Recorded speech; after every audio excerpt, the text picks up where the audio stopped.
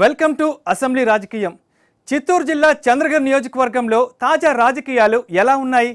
గత 4 ఏళ్లలో ఎలాంటి మార్పులు చోటు చేసుకున్నాయి? చెవిరెడ్డి భాస్కర్ రెడ్డి ఎంత మేరకు ప్రజా సమస్యలు పరిష్కరించారు? టీడీపీకి పెద్ద దిక్కుగా ఉన్న మాజీ మంత్రి గల్లా అరుణకుమారి ఎమ్మెల్యే రేస్ నుంచి తప్పుకోవడంతో టీడీపీ పరిస్థితి ఎలా ఉంది? వచ్చే ఎన్నికల్లో చెవిరెడ్డికి టీడీపీ అభ్యర్థి నాని ఎంతవరకు పోటీ ఇవ్వనున్నారు?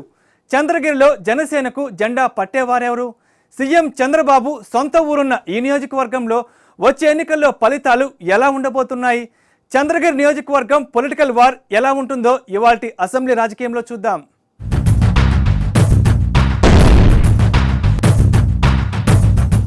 చంద్రగిరి నియోజకవర్గం ఎప్పుడు ఏర్పడింది? ఇక్కడ ప్రత్యేకత ఏంటి? రాజకీయంగా భౌగోళికంగా ఎలాంటి ప్రాధాన్యత సంతరించుకుంది? ఇప్పటి వరకు జరిగిన ఎన్నికల్లో ఏ పార్టీ ఆధిపత్యం వహించింది? ప్రస్తుతం ఎవరి హవా నడుస్తోంది? ఇక్కడ ఎన్నికలను ప్రభావితం చేసే సామాజిక వర్గాలు ఏవి? జనం జీవన విధానం ఎలాగుందో ఓసారి పరిశీలిద్దాం. విజయనగరం రాజుల చివరి వైభవానికి సాక్ష్యం చంద్రగిరి. ఇక్కడ ఉన్నటువంటి కోట అప్పటి వారి వైభవాన్ని తెలియజేస్తూ ఉంటుంది. చుట్టూ కొండలతో ఉన్న చంద్రగిరి ప్రాంత భౌగోళిక పరిస్థితులను ఓసారి పరిశీలిద్దాం.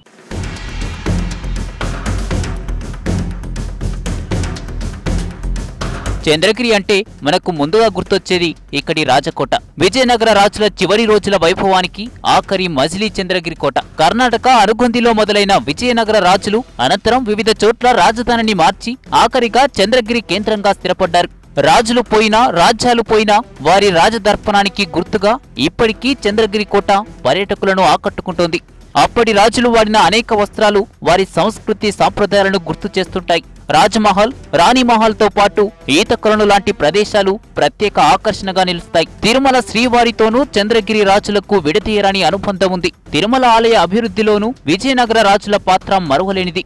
ఇక చంద్రగిరి నియోజకవర్గం పేరుకు తగ్గట్టుగానే చుట్టూ ఎత్తైన గిరులు, మధ్యలో మైదాన ప్రాంతం ఉన్న ప్రదేశం, గ్రామాలు ఎక్కువగా ఉన్న ఇక్కడి ప్రాంతంలో ఎక్కువగా వ్యవసాయంపైనే ఆధారపడతారు జనం. దీనికి అనుబంధంగా పాడి పరిశ్రమలో నమ్ముకున్న వారి సంఖ్య ఎక్కువగానే ఉంటుంది. అలాగే చంద్రగిరిలో అమరరాజ బ్యాటరీ పరిశ్రమతో పాటు చిన్న తరహా పరిశ్రమలు కూడా ఎక్కువగానే ఉండటంతో నియోజకవర్గంలో ఆయా పరిశ్రమల్లో ఉపాధి పొందేవారు ఎక్కువగానే ఉన్నారు. ముఖ్యమంత్రి చంద్రబాబు జన్మించిన నారావారి పల్లె కూడా చంద్రగిరి మండలంలోనే ఉంది. పేరుకు నియోజకవర్గం స్థాయి ఉన్న చంద్రగిరి మండలానికి ఎక్కువ, పట్టణానికి తక్కువ.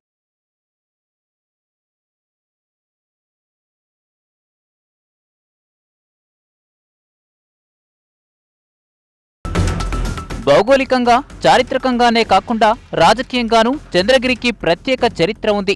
ఉద్దండులైన నాయకులు ఇక్కడి నుంచే ఎన్నికై కీలక పదవులు పొందారు. 1952లో తొలిసారి చంద్రగిరి నియోజకవర్గం ఏర్పడింది. తవనంపల్లి, బంగారుపాళ్యం నియోజకవర్గాల్లో విలీనమైపోయింది.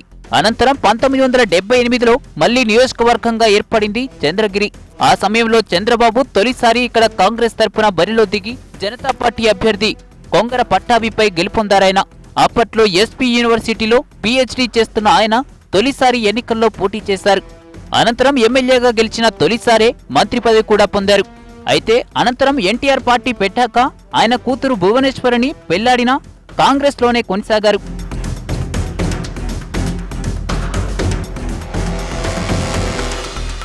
అనంతరం 1983 ఎన్నికల్లో కాంగ్రెస్ తరపునే టీడీపీ అభ్యర్థి వెంకటరమణనాయుడుపై పోటీ చేసి 32,581 ఓట్ల తేడాతో ఓటమి పాలయ్యారు.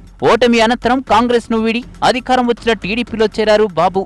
1985లో జరిగిన జనరల్ ఎన్నికల్లో టీడీపీ అభ్యర్థి జయదేవనాయుడు ప్రత్యర్థి కాంగ్రెస్ పార్టీ అభ్యర్థి బాలసుబ్రహ్మణ్యంపై విజయం సాధించారు. 1989లో జరిగిన ఎన్నికల్లో కాంగ్రెస్ అభ్యర్థిగా పారిశ్రామికవేత్త మాజీ ఎమ్మెల్యే గల్లా రాజగోపాలనాయుడి వారసురాలిగా తొలిసారి ఎన్నికల బరిలోకి దిగిన గల్లా అరుణకుమారి ప్రత్యర్థి టీడీపీ అభ్యర్థి జయదేవనాయుడుపై గెలుపొందారు. అనంతరం 1994 ఎన్నికల్లో చంద్రబాబు సోదరుడు నారా రామ్మూర్తి నాయుడు టీడీపీ అభ్యర్థిగా పోటీ చేసి గల్లా అరుణకుమారిని ఓడించారు. అనంతరం చంద్రగిరిలో వరుసగా 3 జనరల్ ఎన్నికల్లో ప్రత్యర్థి టీడీపీపై హ్యాట్రిక్ విజయాలు సాధించారు గల్లా అరుణకుమారి.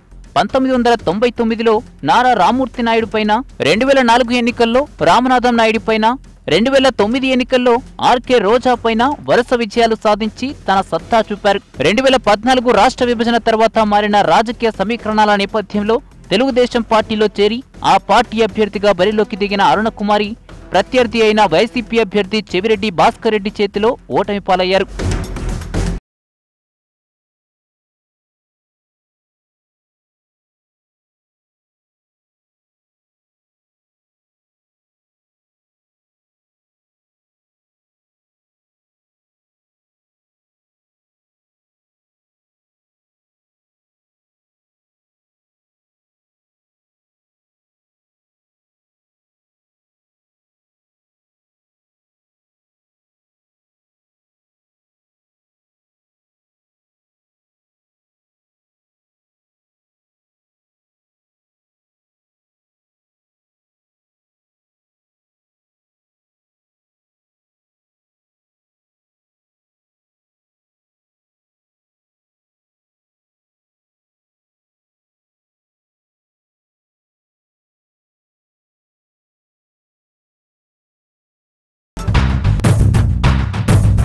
ఇక చంద్రగిరి నియోజకవర్గాన్ని ఏళ్ల తరబడి పట్టి పీడిస్తున్న ప్రధాన సమస్యలేంటి? నియోజకవర్గం అభివృద్ధికి ఆమడ దూరంలో ఎందుకు ఉంది? అభివృద్ధి పనులకు నిధుల కొరత ఎందుకు ఏర్పడింది? జనం ఇబ్బందులు పడడానికి కారణం ఎవరు? సమస్యలపై స్థానిక ఎమ్మెల్యే ఏమంటున్నారు? ఎమ్మెల్యే పనితీరుపై జనం ఏమనుకుంటున్నారో ఇప్పుడోసారి చూద్దాం. చారిత్రాత్మక కట్టడాలతో పాటు రాజకీయంగానూ ఎంతో ప్రాధాన్యత సంతరించుకుంది చంద్రగిరి నియోజకవర్గం. ప్రస్తుతం ఏపీ సీఎం చంద్రబాబు కూడా ఇక్కడి నుంచే తొలి అడుగులు వేశారు. చంద్రగిరి నియోజకవర్గంలో రాజకీయ అంశాలను ఓసారి పరిశీలిద్దాం.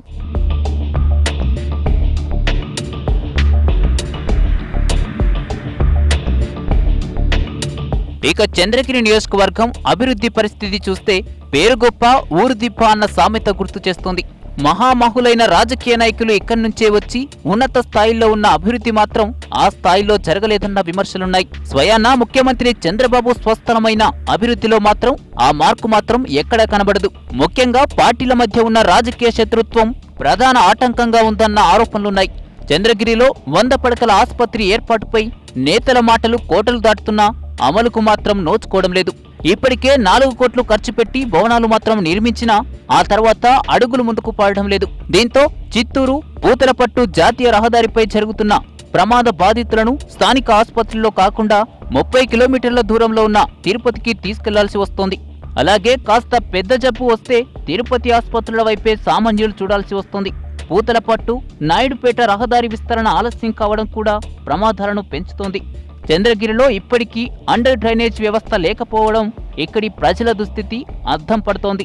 జనవాసాల నుంచి వచ్చే మరుగునీరు వాగులలోకి చెరువుల్లోకి తరలించడంతో అక్కడ నివాస స్థానికులు రోగాల పాలు కావాల్సి వస్తుంది. ప్రధాన వీధుల్లోనూ ఇరుకు రోడ్లపైనే ఇబ్బంది పడాల్సి వస్తుంది. ఎక్కడ పడితే అక్కడే చెత్తా చెదరం నిండిపోతుండటంతో పారిశుద్ధ్యం లోపం ఇబ్బందిగా మారింది.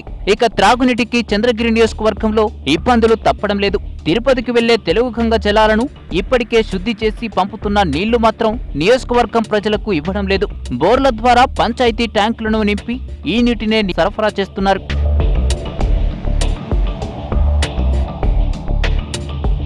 సీఎం సొంత ఊరైన చంద్రగిరి మండలంలో 100 పడకల ఆసుపత్రి కట్టి సుమారు 6-7 సంవత్సరాలు అవుతోంది. అది ఇంతవరకు అభివృద్ధికి నోచుకోలేదు. ఎక్విప్మెంట్స్ కానీ దానికి కావాల్సిన వసతులు కానీ సక్రమైన నిధులు లేదు. అలాగే చంద్రగిరిలో అభివృద్ధి చేయనటువంటి పనులు చాలా ఉన్నాయి. ఇక్కడ ఏదైనా బైపాస్లో కూడా ఒక యాక్సిడెంట్ జరిగినప్పుడు ఇమీడియట్గా తిరుపతి హాస్పిటల్కి పోవాల్సి వస్తుంది. కానీ ఇక్కడ ఇంత పెద్ద సౌకర్యం పెట్టుకోవడం దీన్ని డెవలప్ చేసుకుంటే ఇక్కడ పరిసర చుట్టుపక్కల పల్లెటూరులో ఉండే ప్రజలు కూడా దగ్గరగా చంద్రగిరి మండలంలో హెడ్ ఆఫ్ హాస్పిటల్కి రావడానికి కూడా అనుకూలంగా ఉంటుంది. దాన్ని కూడా డెవలప్ చేయలేకపోయినారు. అలాగే చంద్రగిరిలో టూరిజం అనేటువంటి టూరిజంకి పేరు ప్రసిద్ధి కోట మహల్ దాని దగ్గర మొన్న పిడుగుబడి దానికి డెవలప్ చేసి దీన్ని కూడా స్టాప్ చేయాలనే ఉద్దేశంతో ప్రభుత్వ అధికారులు చూస్తారు. ఇది డెవలప్ చేస్తే దీనికోసమైనా చంద్రగిరి తిరుమల చూసుకొని ఇక్కడ చంద్రగిరి వస్తే చంద్రగిరి పర్యాటకంగా చంద్రగిరి అభివృద్ధి అవడానికి కూడా చాలా కారణంగా ఉంటుంది. ప్రతిపక్షంలో ఉన్న చెవిరెడ్డి భాస్కర్ ఎమ్మెల్యేగా గెలిచి చంద్రగిరికి ఎటువంటి అభివృద్ధి పనులు నోచుకోవట్లేదు. చేయడానికి చాలా ఉన్నాయి కానీ అతను పట్టించుకోవటం లేదు. చంద్రగిరి పట్టణంలో అభివృద్ధి అంతంత మాత్రమే ఉంది. మన ఎమ్మెల్యే గారు ఏం చేసింది ఏం లేదు. కట్టినట్టు కూడా ఓపెన్ చేసే పరిస్థితి ఏం లేదు. అక్కడ ధర్నాలు ఇది రాస్తారోకాలు అనడం అంతేగాని ఇక్కడ ఏం చేసింది ఏం లేదు. ఇప్పుడు ఫైటింగ్స్ ఇవి పేపర్లకి షోలు ఇవి ఇవ్వడమే కానీ ఇంకేమి అభివృద్ధి ఏం చెందలేదు. మనం ఈసారి చంద్రగిరి పట్టణంలో తెలుగుదేశం అభ్యర్థి గారిని గెలిపించుకుంటే చాలా అభివృద్ధి చెందుతుంది అని తెలియజేస్తున్నాం.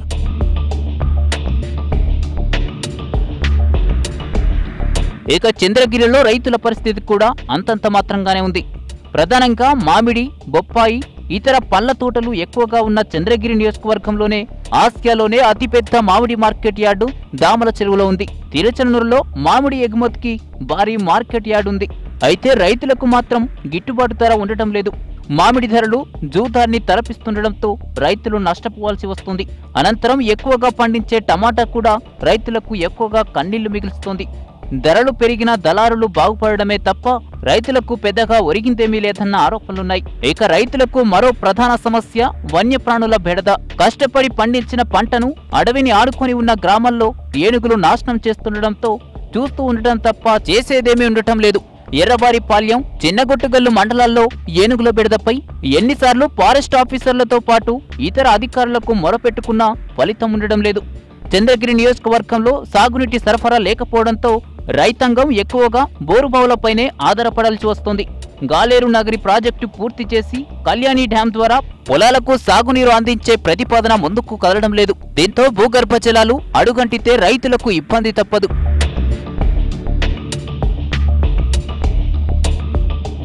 కృష్ణదేవరాయల కాలం నుంచి ప్రపంచంలోనే లేదు దేశంలో ఎక్కడెత్తుకున్న చంద్రగిరి కోట అనేది ఒక ప్రఖ్యాతమైనటువంటి చరిత్ర కలిగినటువంటిది. దీనికి పేరు చంద్రగిరి కోట అనేసి. రాజులు ఇక్కడి నుంచి పరిపాలించినా కానీ అభివృద్ధి విషయంలో పూర్తిగా శూన్యం.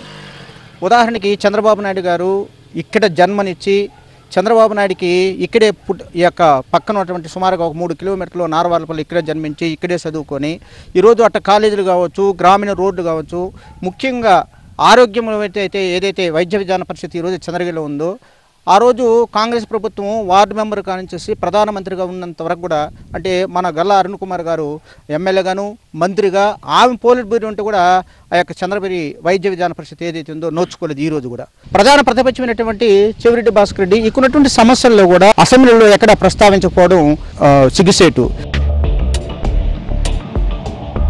ఇక పర్యాటక అభివృద్ధి చెందేందుకు చంద్రగిరిలో పుష్కలంగా అవకాశాలున్న ప్రభుత్వ నిర్లక్ష్యం కారణంగా ముందడుగు పడడం లేదు. చంద్రగిరి కోటతో పాటు తలకోన లాంటి ప్రసిద్ధ టూరిస్టు స్పాట్స్ చంద్రగిరి నియోజకవర్గంలోనే ఉన్నాయి. చంద్రగిరి కోటలో అభివృద్ధి పరచడం అలా ఉంచితే పిడుగులు పడినప్పుడు నిర్మాణం దెబ్బతింటున్నా పట్టించుకోవడం లేదన్న విమర్శలున్నాయి. అలాగే ఇక్కడికి వచ్చే పర్యాటకులకు వసతి సౌకర్యం కల్పిస్తే మరింతగా పర్యాటకుల సంఖ్య పెరిగే అవకాశం ఉంది. ఇక ఒకప్పుడు సినిమా షూటింగ్లలో కలకల్లాడే తలకోనలో కూడా ప్రస్తుతం పెద్దగా సందడి కనిపించడం లేదు. ఇక్కడికి వచ్చే పర్యాటకులకు వసతితో పాటు ఇతర సౌకర్యాలు కల్పిస్తే మరింతగా అభివృద్ధి చెందే అవకాశం ఉంది. తలకోనతో పాటు చంద్రగిరి, హర్స్లీ హిల్స్ లను కలుపుతూ టూరిజం సర్కిట్ ను అభివృద్ధి చేయాలన్న ప్రతిపాదన కాగితాలకే పరిమితమైంది. ఇక చంద్రగిరిలో పారిశ్రామిక అభివృద్ధికి కావలసిన వనరులున్నా ప్రభుత్వం చొరవ చూపడం లేదన్న ఆరోపణలున్నాయి. 10,000 ఎకరాలకు పైగా ప్రభుత్వ భూములున్నా పరిశ్రమలను తెచ్చే ప్రయత్నాలు జరగడం లేదు. ఇక అత్యధిక ఆదాయం వస్తున్న తిరుచనూరు పంచాయతీలోనూ అభివృద్ధి మాత్రం పెద్దగా జరగడం లేదంటున్నారు. తిరుచనూరు మాస్టర్ ప్లాన్ అమలైతే తమ పరిస్థితి ఏమవుతుందోనని స్థానికులు అనుమానాలు వ్యక్తం చేస్తున్నారు.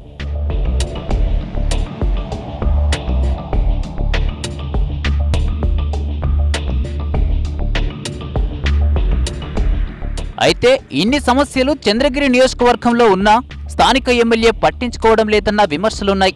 ఎప్పుడైనా హడావుడి చేయడం తప్ప సమస్యలు ప్రభుత్వం దృష్టికి తీసుకెళ్లి పరిష్కారం చూపడంలో విఫలమవుతున్నారంటున్నారు స్థానికులు. అయితే ప్రతిపక్ష ఎమ్మెల్యే కావడంతో అధికార పార్టీ నాయకులు కావాలనే కక్షపూరితంగా నిధులు ఇవ్వటం లేదంటున్నారు ఎమ్మెల్యే చెవిరెడ్డి భాస్కర్ రెడ్డి. అధికారులను కూడా పనులు చేయకుండా అడ్డుకుంటున్నారని ఆరోపిస్తున్నారు. అయినా ఎమ్మెల్యేగా తన బాధ్యతను నిర్వర్తిస్తున్నానని, తన శాయశక్తులు ఎన్నో సమస్యలు తీర్చానంటున్నారు. తిరుపతి చెత్త డంపింగ్ యార్డ్ లాంటివి తాను అడ్డుకోవడం వల్లే మరో ప్రదేశానికి తరలించారని చెప్తున్నారు. చంద్రగిరి నియోజకవర్గంలో ప్రతిపక్షంలో ఉన్నప్పటికీ ప్రజల సమస్యల పరిష్కరించడానికి నాకున్న శక్తి మేరకు నేను ప్రయత్నం చేస్తూనే ఉంటాను. ప్రతి సంవత్సరం కూడా బాగా చదువుకున్న పిల్లలకు గోల్డ్ అండ్ సిల్వర్ మెడల్స్ ఇవ్వడం ఆనవాయితీగా చేస్తున్నా. రైతులకు వారు ఏ రకమైనటువంటి సుంకం కాంట్రాక్టులకు ప్రభుత్వానికి చెల్లించకుండా ఆ ప్రభుత్వం ఆ డబ్బు నేనే చెల్లించి రైతులకు ఫ్రీ మార్కెట్, వాళ్ళు చిన్న సన్నకారు రైతులు పండించిన పంటలు ఎవరికి ఏ రకమైన గేటు కట్టుకుని అమ్మకనే ఏర్పాటు చేస్తుంటాం. అభివృద్ధిలో అందరిని భాగస్వామ్యం చేస్తూ అధికారులను సమన్వయం చేసుకుంటూ వచ్చిన ప్రతి రూపాయిని కూడా సద్వినియోగం చేసేలాగా అధికారులను కూడా సమాయత్తం చేస్తూ ఇతర నియోజకవర్గాలకు ఆదర్శంగా నిలిచేలాగా చంద్రగిరి నియోజకవర్గాన్ని అభివృద్ధి చేయడంలో నా వంతు ప్రయత్నం నేను చేస్తుంటా.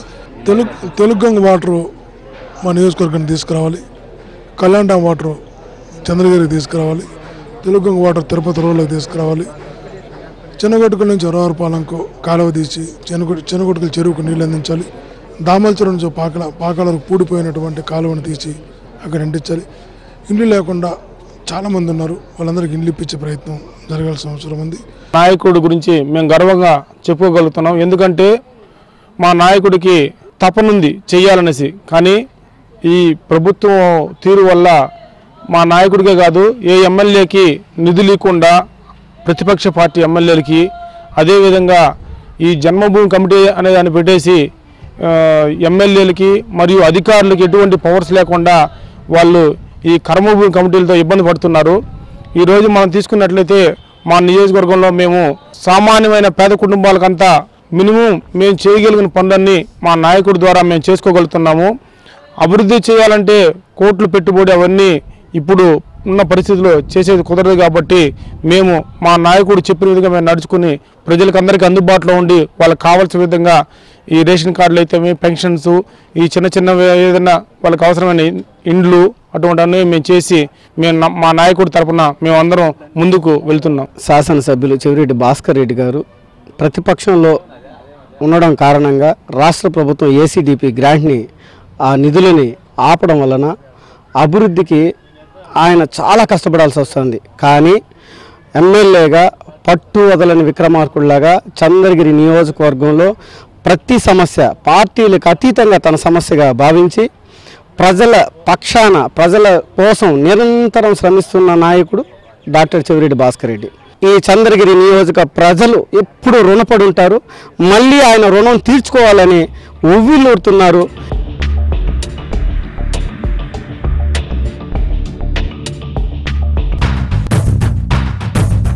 అభివృద్ధిని పక్కన పెడితే చంద్రగిరిలో రాజకీయాలు ఎలా ఉన్నాయి? రెండోసారి ఎమ్మెల్యేగా మళ్ళీ చెవిరెడ్డికి అవకాశం ఉంటుందా? సీనియర్ నేత మాజీ మంత్రి పార్టీకి పెద్ద దిక్కుగా ఉన్న గల్లా అరుణ్ కుమారి పోటీ నుంచి తప్పుకోవడంతో చంద్రగిరిలో టీడీపీ పరిస్థితి ఏంటి? ఏళ్ల తరబడి ఆధిపత్యం చెలాయిస్తున్న కాంగ్రెస్ వచ్చే ఎన్నికల్లోనైనా తన ఉనికిని కాపాడుకోగలదా? జనసేనపై జనం ఏమనుకుంటున్నారు? అభివృద్ధి మాట ఎలా ఉన్నా రాజకీయాల్లో మాత్రం నువ్వా నేనా అన్నట్టు పోటీ పడుతుంటారు చంద్రగిరి నియోజకవర్గంలో. ప్రస్తుత సీఎం స్వస్థలమైనటువంటి చంద్రగిరిలో పోటీ చేయడానికి చాలామంది ముందుంటారు. అలాగే ఇక్కడ ఉన్నటువంటి పరిస్థితులు చూసుకుంటేనా గతంలో ఎప్పుడు కూడా కాంగ్రెస్ ముందంజలో ఉండేది. 2014 ముందు కూడా ఎప్పుడు కాంగ్రెస్లో అధికారంలో ఉండేది. 2014 తర్వాత మొట్టమొదటిసారిగా వైసీపీ విజయం సాధించింది. జరగబోయేటువంటి ఎలక్షన్స్లో ఎవరెవరు నిలబడతారో ఒకసారి చూద్దాం.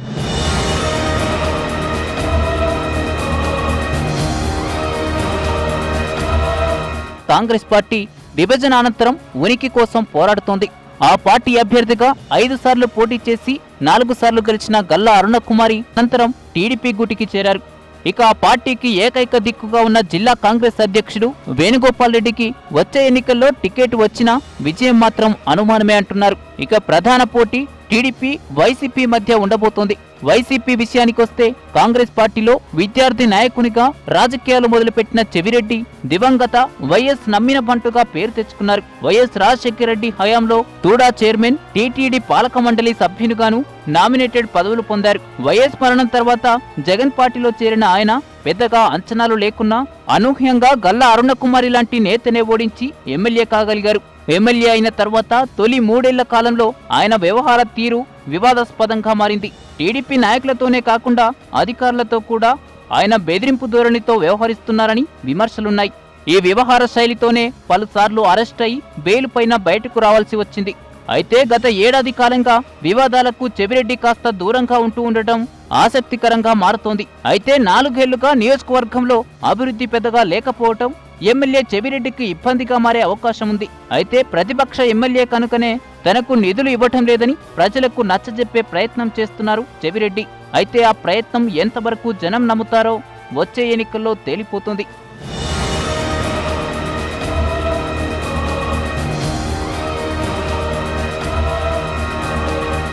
టీడీపీ చంద్రగిరిలో ఈ మధ్య కాలంలో ఊహకందని మార్పులు చోటు చేసుకున్నాయి. నియోజకవర్గంలో పార్టీలో తిరుగులేని నాయకురాలిగా ఉన్న మాజీ మంత్రి గల్లా అరుణకుమారికి కాకుండా తెలుగుదేశం జిల్లా అధ్యక్షులు నానికి టికెట్ను అధినేత చంద్రబాబు కన్ఫర్మ్ చేయడం కార్యకర్తల్లో అయోమయం రేపుతోంది. మొదట్లో పార్టీలో తన స్థాయికి తగ్గ గుర్తింపు లభించలేదని మనస్తాపం చెందిన గల్లా అరుణకుమారి నియోజకవర్గ ఇన్ఛార్జి పదవికి రాజీనామా చేసి అమెరికా వెళ్లిపోవడం పెద్ద కలకలమే రేపింది. దీంతో ఆమెను బుజ్జగించిన అధిష్టానం పార్టీ పొలిట్ బ్యూరో పదవి కట్టబెట్టి శాంతింపజేసింది. అలాగే ఎమ్మెల్యే టికెట్ అడగకుంటే ఎన్నికల అనంతరం ఎమ్మెల్సీ పదవితో పాటు మంత్రి పదవిని ఆఫర్ చేసినట్టు ప్రచారం జరుగుతోంది. దీంతో తాను పోటీ చేయబోనని టీడీపీ అభ్యర్థి విజయానికి సహకరిస్తానని ప్రకటించారు అరుణ. ఈ పరిణామాల నేపథ్యంలో వచ్చే ఎన్నికల్లో వైసీపీ నేత చెవిరెడ్డితో టీడీపీ అభ్యర్థిగా నాని ఢీకొట్టబోతున్నారు. మరి గల్లా అరుణ అనుచర వర్గం నానికి ఏమాత్రం సహకరిస్తుందన్న అనుమానాలు టీడీపీలో వ్యక్తమవుతున్నాయి. మరోవైపు నాని మాత్రం ఇప్పటి నుండే అన్ని ప్రయత్నాలు మొదలుపెట్టాడు. అందరితోనూ సమావేశాలు నిర్వహిస్తున్నాడు. గెలుపు మాత్రం తమదేనని ధీమా వ్యక్తం చేస్తున్నాడు. ఇక జనసేనకంటూ చంద్రగిరిలో నాయకులు లేకపోవడంతో ప్రస్తుతం ఆ పార్టీ పోటీ ఇచ్చే స్థాయి లేదని చెప్పొచ్చు. ఇక ఇక్కడ కమ్యూనిస్టుల పరిస్థితి కూడా నామమాత్రమే. ఇది ఇవాల్టి చంద్రగిరి అసెంబ్లీ రాజకీయం. వచ్చే అసెంబ్లీ రాజకీయంలో మళ్ళీ కలుసుకుందాం. కెమెరా పర్సన్ సురేష్తో మదన్, ఐ న్యూస్, చంద్రగిరి నుంచి.